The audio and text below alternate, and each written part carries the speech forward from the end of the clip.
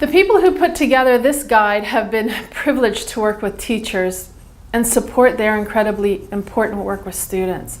You may have started this experience feeling confident, feeling that you had a great deal of experience in supporting your students in ways that promote their mental health and support those who experience mental health distress. It's natural. As their teacher, you have a relationship with your students and you're in a position to notice, right? Notice when something isn't going well, and you're accessible to them if they reach out for help.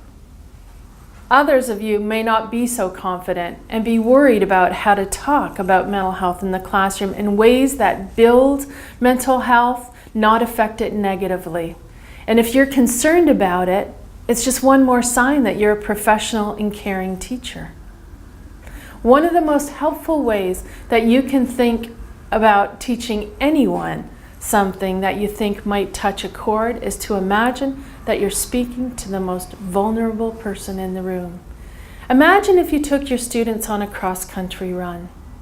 There are rules for everyone's participation, and you will have gone over them. For example, no running out of bounds, stay away from the beehives, things like that.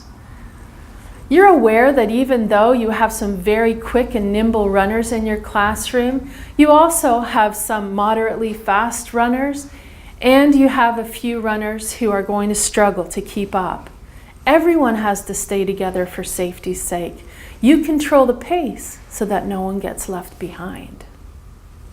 We can make a comparison here to teaching about mental health. Many of your students will be experiencing flourishing mental health as you teach these lessons.